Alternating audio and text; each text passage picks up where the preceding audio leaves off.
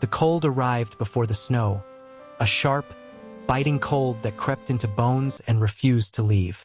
The HOA neighborhood looked perfect on the outside, lined with identical houses, clean sidewalks, and bright white rules posted on metal signs at every corner.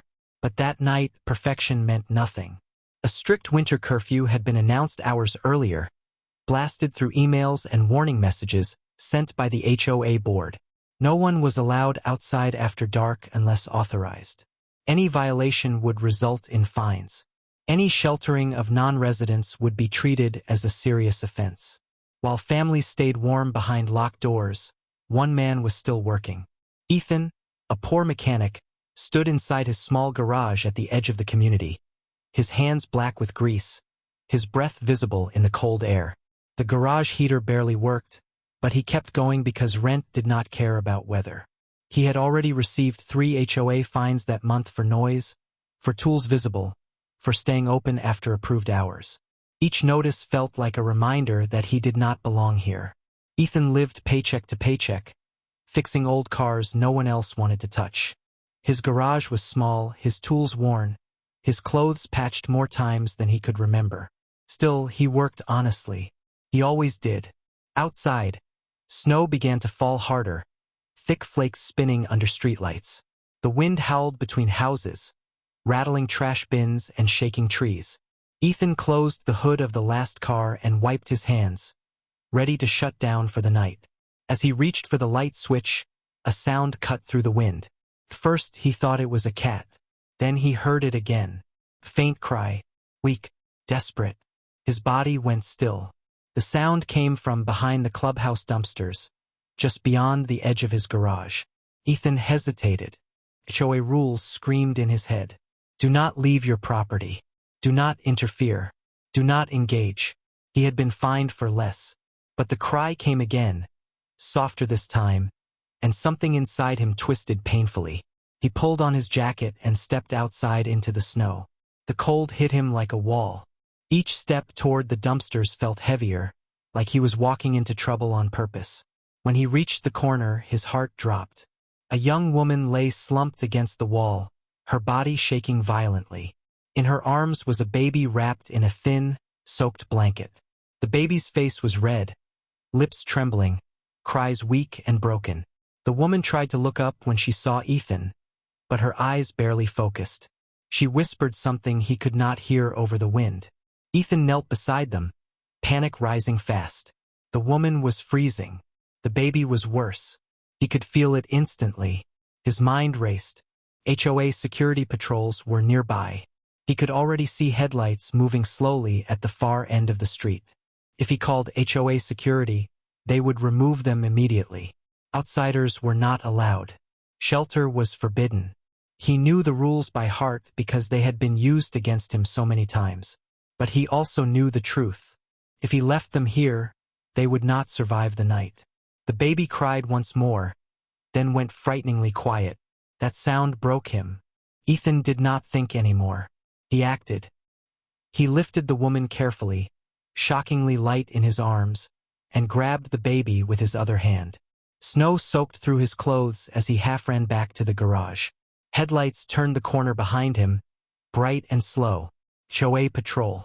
His heart slammed in his chest. He fumbled with the garage door, pulling it open just enough to slip inside, then slammed it shut and cut the lights. The garage fell into darkness, lit only by a small emergency lamp near his workbench. The patrol car slowed outside. Ethan held his breath, clutching the baby close to his chest, feeling the tiny body shiver. After a long moment, the headlights moved on. Ethan collapsed to the floor, breath shaking, knowing he had just crossed a line that could destroy him. Inside the garage, the cold was still harsh, but better than outside. Ethan laid the woman down on an old couch he kept for breaks. He wrapped the baby in his jacket, then in a clean towel, rubbing gently to bring warmth back. The woman tried to sit up, fear flashing across her face when she realized she was inside. She shook her head weakly, whispering that he should not help her, that he would get in trouble. Ethan told her to stay still, his voice calm even though his hands trembled. He turned on a small heater and placed it close, shielding the baby from direct heat. The baby whimpered softly, eyes fluttering. Ethan checked the tiny fingers, the cold skin, feeling helpless and terrified. He had never held a baby before. He had never been responsible for two lives at once. The woman finally spoke clearly enough for him to hear. Her name was Maya. She begged him not to call anyone. Not the HOA. Not the police. Anyone else would take her baby away. Her words came out rushed and broken. Fear wrapped around every syllable. Ethan did not understand her story yet, but he understood fear. He saw it every day in his own life, just dressed differently. Outside, the wind screamed louder, snow piling against the garage door. Ethan realized there was no turning back now. He brought warm water, mixed with sugar, and fed the baby slowly the way he had once seen a nurse do. Minutes felt like hours. The baby's breathing steadied slightly, a weak but living rhythm. Maya watched him with wide eyes, disbelief mixing with exhaustion. She asked him why he was helping. Ethan did not have a heroic answer. He told her simply that he could not walk away. As the night deepened, HOA messages buzzed on Ethan's phone. Curfew reminders, inspection notices for the morning, warnings about suspicious activity reported near the clubhouse. Each buzz made his stomach twist tighter. He silenced the phone and focused on the small life warming slowly in his arms. At one point, Maya tried to stand, panic rising again, saying she needed to leave before daylight. Ethan stopped her gently and told her she would not survive outside in her condition. He promised nothing beyond the night. He did not offer safety or solutions. Only warmth. Only time. The garage smelled of oil and cold metal, but inside that space, something human took hold. The baby finally let out a soft cry, stronger than before. Ethan felt tears sting his eyes without warning. He turned his face away, embarrassed, overwhelmed by how close death had been. Outside, the HOA neighborhood slept peacefully, unaware. Warm houses, full fridges, locked doors. No one heard the cries. No one came. Only a broke mechanic at the edge of the community had answered. As dawn crept closer, the storm showed no sign of stopping. Ethan sat on the floor, back against a tool cabinet, watching the baby rise and fall with each breath. Fear settled deep in his chest, heavier now than the cold had ever been. He knew the HOA would come. He knew fines, eviction, maybe worse waited for him. But as he looked at Maya, still clutching her child, eyes closed now in exhausted sleep, Ethan understood something clearly for the first time in his life. Poverty had taken many things from him. Power, comfort, security, but it had not taken his humanity. And that single choice, made in the freezing dark against every rule he had been beaten with, had already changed his life forever. Even if he did not yet know how high the cost would be, morning came slowly, like it was afraid to reveal what the night had hidden. The storm outside had not stopped, but it had softened into a steady fall of snow that pressed quietly against the garage door. Inside, the cold metal walls held the chill, yet the small heater hummed weakly, fighting to keep one corner warm. Ethan had not slept. He sat on the floor all night, his back against the tool cabinet, watching the baby's chest rise and fall, counting breaths like they were fragile promises. Every sound made him tense.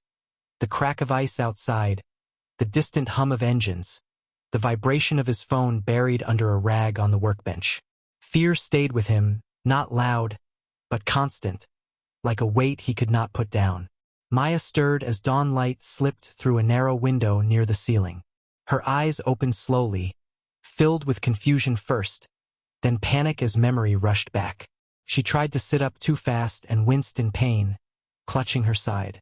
Ethan moved immediately, telling her softly to stay still, that she was safe for now. The word safe sounded strange even to him.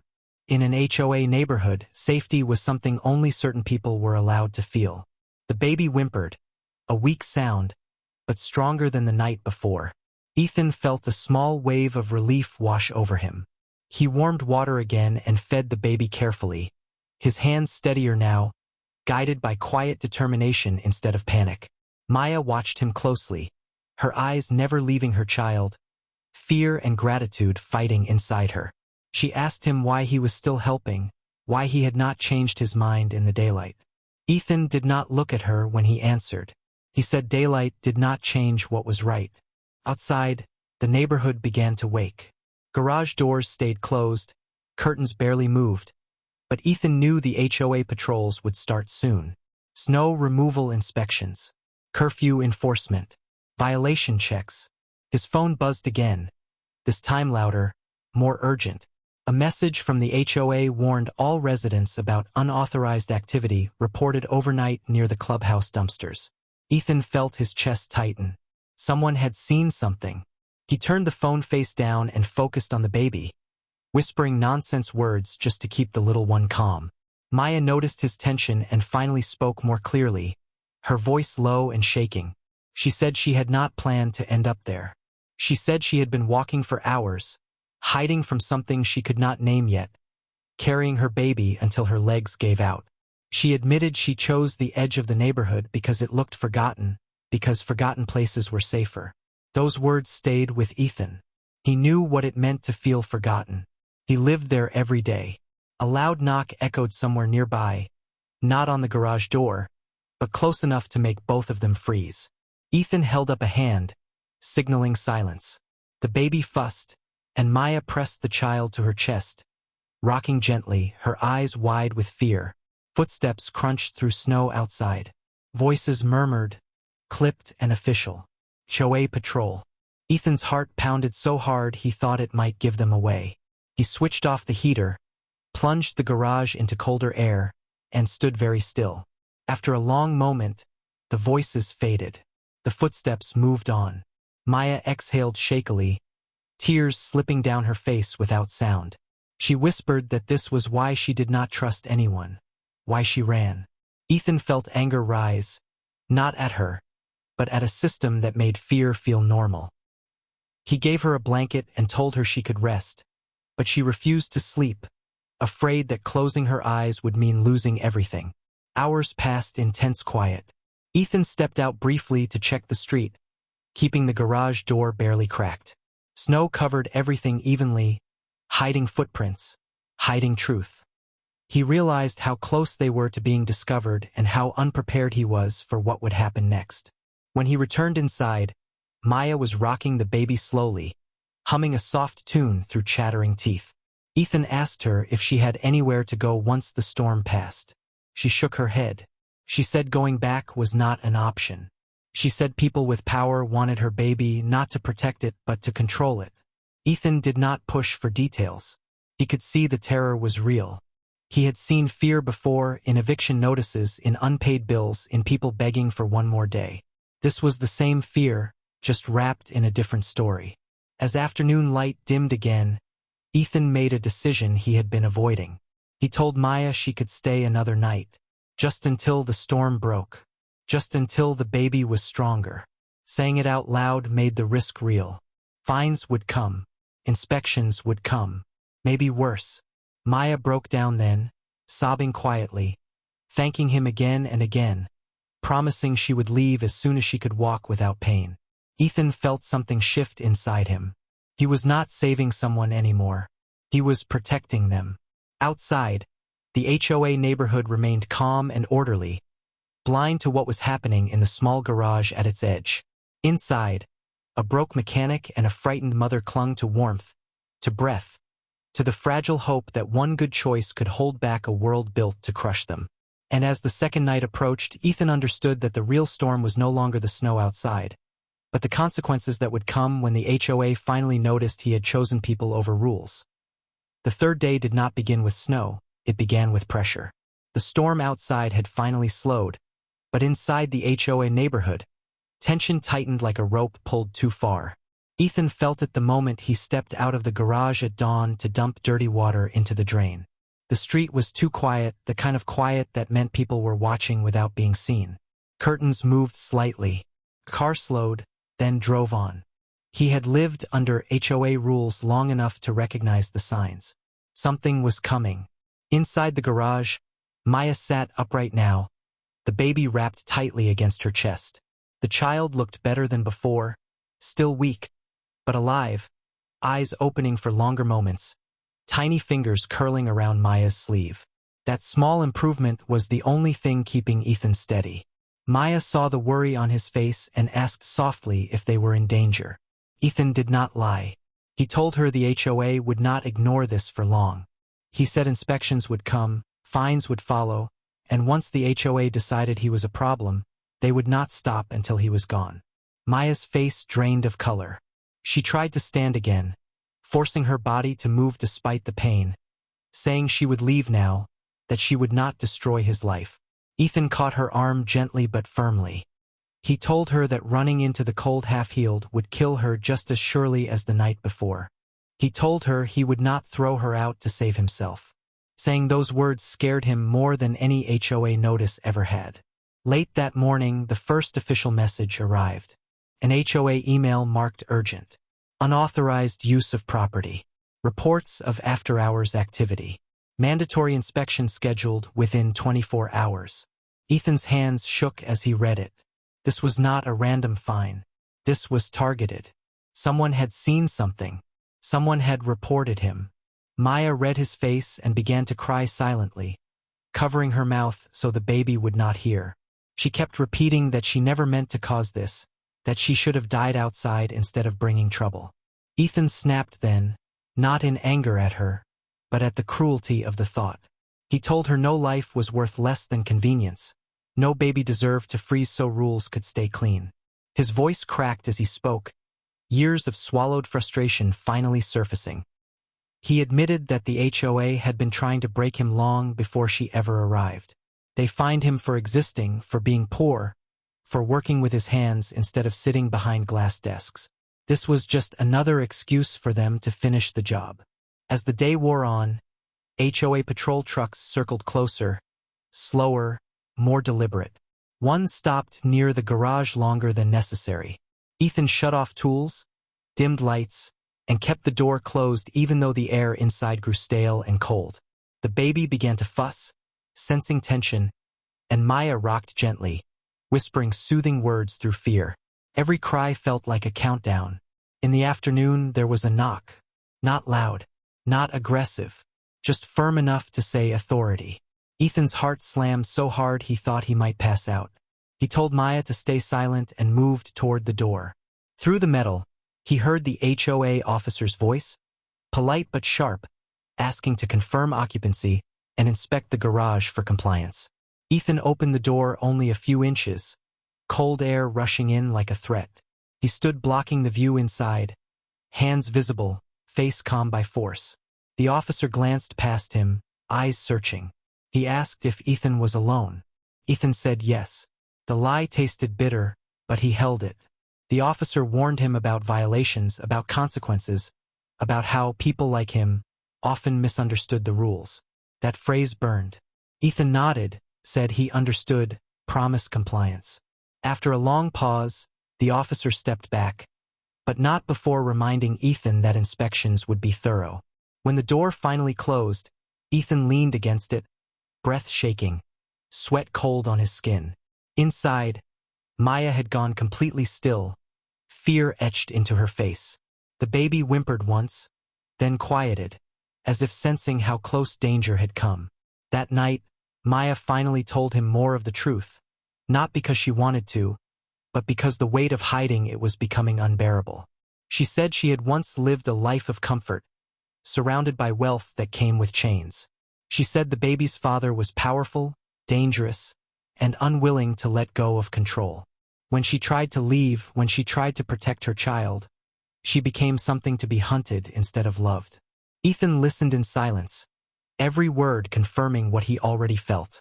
This was bigger than fines, bigger than eviction, bigger than him. He told her he did not care who she was or where she came from. He only cared that a baby had almost died in the cold and that he had been the one there to stop it. Maya looked at him like she was seeing something she had forgotten existed. Trust. As the third night fell, the snow finally stopped completely. The streets were clear now, exposed, and so were they. Ethan knew hiding would soon be impossible. The HOA would escalate. They always did. Maya knew it too.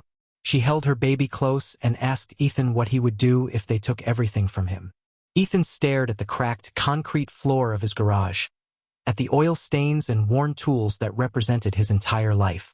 Then he looked at the child breathing softly in Maya's arms. He said quietly that some things were worth losing everything for. Outside, the HOA neighborhood rested in artificial peace, unaware that its rules were about to collide with something they could not control. Inside the small garage, fear hardened into resolve. The storm had moved on, but the real test had only just begun. The fourth day began with a letter taped to the garage door, bright white against the dull metal, impossible to ignore. Ethan saw it the moment he stepped outside to breathe air that did not smell like oil and fear. The HOA seal sat at the top like a warning sign, neat and official, as if cruelty looked better when printed cleanly. His chest tightened before he even read it. Inside, Maya watched through the small window, already knowing by his face that something had gone wrong. The letter was worse than he expected. It was not another fine. It was a notice of violation review, scheduled for the next morning, with language carefully chosen to sound calm while threatening everything he owned. Unauthorized use of property. Suspected harboring of non-residents. Possible termination of lease and business license. Ethan's hands shook so badly the paper rattled. This was the HOA's favorite move. They did not rush. They crushed slowly, making sure the victim understood every step. When Ethan came back inside, Maya took one look at the paper and broke down. She fell to her knees, clutching the baby tightly, apologizing again and again, saying she would leave immediately, saying she had already taken too much from him. Ethan dropped the letter and knelt beside her, his voice low but firm. He told her leaving now would not save him. The HOA had already decided. Once they smelled weakness, they never stopped. He told her this fight had started long before she arrived, and now it had simply shown its true face. The baby stirred, sensing the tension, and let out a small cry that cut through both of them. Ethan took a breath, forcing himself to stay steady. He heated water, fed the baby, and moved with calm care, because panic would only make things worse. Outside, neighbors slowed when they passed the garage. One man openly took pictures. A woman whispered into her phone while staring straight at the door. Rumors were no longer whispers. They were forming shape. By afternoon, Ethan's phone rang. An unknown number. He almost ignored it, but something told him not to. The voice on the other end was polite, smooth, and dangerous. A man asking questions that sounded harmless but were not. He asked if Ethan had seen a woman with a baby nearby. He said it casually, like small talk.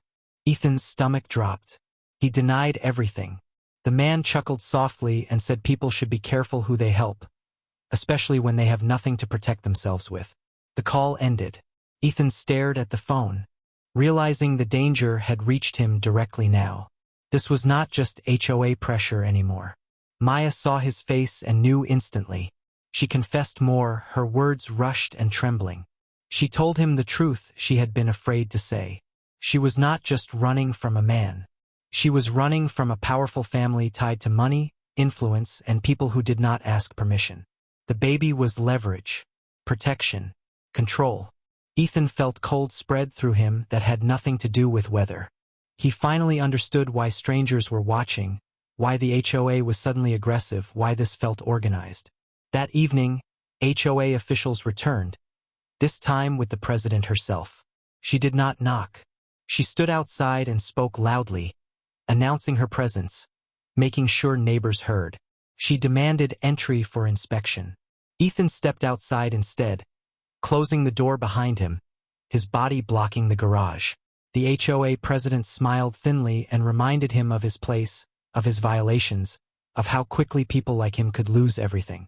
She hinted that cooperation could make problems disappear. Ethan realized then that the HOA did not just want compliance. They wanted control, and Maya was the excuse. He refused entry. The smile vanished. The threats became clear. She told him tomorrow's review would decide his future. When they left, the street felt colder than ever. Inside, Maya packed what little she had, hands shaking, tears falling silently onto the baby's blanket. She told Ethan she would leave before sunrise, that she would disappear so he could save himself. Ethan stopped her. He told her he was done running his whole life, done apologizing for being poor, done letting people decide whose life mattered. He said if they came for her, they would come through him first, saying it scared him, but it also freed him. That night, none of them slept. Ethan sat by the garage door, listening to every sound. Maya held her baby, whispering promises she did not know how to keep. Outside, engines passed slowly, headlights lingering. The HOA thought tomorrow would break him. The people hunting Maya thought fear would force her out. None of them understood what they had created. Because when a man who has nothing left decides to protect someone who has even less, fear stops working. And in that small garage, under threat from rules and power alike, something unbreakable was forming, quietly, dangerously, and ready to change everything. The morning of the violation review arrived without warning bells or mercy, just gray light pressing against the snow and a feeling in Ethan's chest like the world had already decided his fate. He opened the garage early, not to work, but because hiding felt heavier than waiting. Maya sat on the old couch with the baby asleep against her chest, eyes red from a night without rest. She whispered that she would leave before the meeting started, that she would walk out into whatever waited so Ethan could stand alone and maybe survive. Ethan shook his head slowly and told her the truth he had finally accepted. Leaving would not stop what was coming. The HOA had already written their ending. They wanted a reason, and now they had one. Outside, cars began to arrive at the community hall across the street, neat and warm, engines humming like confidence. Ethan felt the difference between them and himself as clearly as the cold on his skin. He locked the garage and walked with Maya through the snow, the baby wrapped tight, every step feeling watched. Inside the hall, the air smelled like coffee and paper, like decisions made far from consequences. The HOA president sat at the front with folders stacked like weapons, her smile calm and practiced. She spoke first, listing violations in a voice designed to sound fair, explaining how Ethan had abused community trust, how unauthorized activity endangered residents, how rules existed for a reason. She never said Maya's name. She did not have to. Ethan listened as if the words were falling on someone else. His mind focused on the baby's steady breathing, the only thing that mattered. When it was his turn, his voice came out quiet but steady. He said he found a mother and child freezing. He said he chose life. He did not argue rules. He did not beg. The room shifted uncomfortably, some faces turning away. The HOA president tightened her smile and announced the recommendation: immediate closure of the garage and eviction proceedings to follow. Maya stood then, shaking, and told them she would leave if they spared Ethan. The president nodded as if generosity had been offered. That nod broke something in Ethan. He stepped forward and said no. He said he would not trade a baby's safety for permission to exist. The room buzzed, whispers rising, phones lifting. Outside, unfamiliar men appeared near the doors, watching too closely. Ethan felt the net tightening from every side at once. HOA power, hidden pursuers, a system built to crush quiet people. Then a sound cut through the noise. Sirens. Not rushing, not chaotic, but deliberate. Officers entered with city inspectors and a plainclothes investigator who asked for HOA records calmly, as if this had been planned. The president protested, her voice sharp, but the investigator continued, requesting emails, patrol logs, surveillance access. A neighbor stood and spoke about harassment. Another followed, then another, stories spilling out like they had been waiting years for air. The room changed shape. Fear moved to the front of the table. Maya clutched the baby, tears falling silently, realizing the trap meant for her had caught something larger. The investigator asked Maya a simple question about who she was hiding from. She answered quietly, finally naming the truth. The men near the doors backed away. Phones rang. Orders changed. The HOA president's color drained as inspectors sealed files and officers asked her to step aside. Ethan felt his knees weaken, not with victory, but with relief so sharp it hurt. He reached for Maya's hand and held it as if letting go would make this all disappear. When the meeting ended, Nothing was settled neatly, but everything had shifted. The garage closure was suspended. Eviction halted. Investigations opened. Outside, the cold felt lighter. Ethan did not feel rich or safe or finished. He felt changed. He looked at the baby sleeping against Maya's shoulder and understood that the secret she carried had not ruined him. It had revealed him, and the town, forced to look, would never pretend it hadn't seen what one desperate choice had uncovered. The days after the meeting moved in a strange, heavy blur, as if time itself was unsure how to behave now that power had cracked. Ethan woke each morning expecting a notice on his door, a lock on his garage, police lights waiting at the curb. Instead, there was silence. Not the threatening silence of before, but the cautious kind that follows an explosion when everyone is afraid to move. The HOA office stayed closed, its lights off, its confident emails gone quiet. City inspectors came and went, their cars parked where HOA patrols once ruled, their questions calm but relentless. Ethan watched from his garage doorway, Maya beside him, the baby sleeping against her chest, and for the first time since that freezing night, he felt something close to safety trying to breathe its way into his life. But safety did not erase fear so easily. Maya still flinched at every unfamiliar car. Ethan still checked over his shoulder when footsteps echoed too close. The truth was out now, but truth has a way of making enemies before it brings peace. One afternoon, a black sedan rolled slowly past the garage, its windows dark, its engine smooth and quiet. Maya went pale instantly. She whispered that they had found her. Ethan's chest tightened, anger burning hot and sharp. He stepped forward into the open, standing where he could be seen, making it clear he was not hiding anymore. The car paused, then drove on. Minutes later, police cars appeared at the end of the street, responding not to panic, but to information. Ethan realized then that Maya's secret was no longer hers alone. It was protected now by daylight. Investigators returned, asking questions not just about Maya, but about the HOA itself. Files surfaced showing illegal cooperation, selective enforcement, quiet payments made to keep certain people invisible and others powerless. The HOA president's name appeared again and again, tied to decisions that now looked criminal instead of administrative. Neighbors began to talk openly, gathering near mailboxes, sharing stories they had buried for years. One man admitted he had been forced out after refusing to pay a fine he could not afford. A woman spoke about threats made when she questioned missing funds. Ethan listened, stunned, realizing his struggle had never been personal. It had been systematic. One evening, Maya finally told the full story without fear choking her words. She spoke of a life built on control disguised as care, of a partner who believed wealth meant ownership, of a baby born into a future already decided by powerful hands. She said leaving had been the hardest thing she had ever done, not because she lacked resources, but because running meant giving up everything familiar to protect something fragile. Ethan listened quietly, not interrupting, not judging. When she finished, he said something simple that made her cry harder than anything else. He said the baby was lucky. Lucky to have a mother brave enough to run, and lucky that on the worst night, the right door had been open. The next morning brought the sound of engines again, but this time they were official. Federal vehicles lined the street, agents stepping out with purpose and calm authority. Neighbors gathered, whispering, watching history happen in real time. The HOA president was escorted from her home, her face tight, eyes avoiding the crowd she once ruled.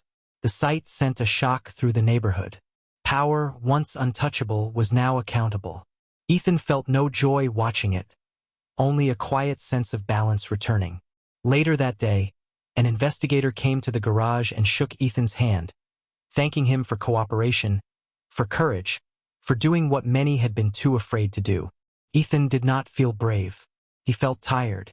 But when he looked at Maya and the baby, he understood that tiredness was a small price to pay for choosing right. The garage reopened officially, protected now, not targeted. Customers returned slowly, some out of loyalty, others out of curiosity. Life did not transform overnight into something perfect, but it moved forward instead of pressing down. One evening, as the sun dipped low and painted the snow with gold. Maya stood beside Ethan outside the garage and said she could finally leave if she wanted to. The path was clear now. Protection was in place. Ethan felt his heart sink unexpectedly. He nodded and told her she should do whatever kept her and the baby safe. Maya smiled sadly and said safety was not just distance anymore. It was trust. She said she wanted to stay a little longer, not because she needed hiding, but because she wanted a choice. Ethan felt something warm spread through his chest, something he had not felt in years. Not hope built on fantasy, but hope built on shared ground. As night fell, the HOA neighborhood looked the same on the surface, but beneath it, everything had shifted. Fear no longer flowed in one direction. Power no longer hid behind clean language.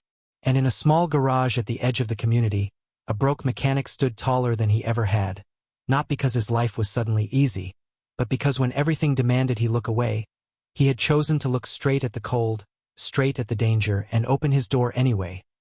The town did not announce its change with banners or speeches. It happened quietly, in the way people began to treat one another differently once fear no longer had a place to hide. Weeks passed, and the HOA neighborhood settled into a new rhythm, slower and more human. The garage at the edge of the community stayed open without harassment for the first time in years. No violation letters appeared. No patrol cars lingered. Ethan noticed it most in the small things, the way neighbors greeted him by name, the way customers paid without arguing, the way silence no longer felt like a warning. Inside the garage, life grew warmer. Maya stopped flinching at every sound. The baby laughed more, stronger now, safe enough to discover joy. Ethan found himself smiling without thinking. A strange feeling for a man who had spent most of his life bracing for impact. One afternoon, Maya asked Ethan to sit with her outside the garage while the baby slept in a sunbeam. She told him the rest of the truth, not out of fear now, but honesty. She spoke of resources she had walked away from, of power she did not want, of a future she was still afraid to shape. Ethan listened, knowing this conversation was a turning point. When she finished, she offered him something he had never been offered before. Not money, not escape, but choice. She said she could leave town and start over somewhere far away, or she could stay and build something real, something slow, something earned.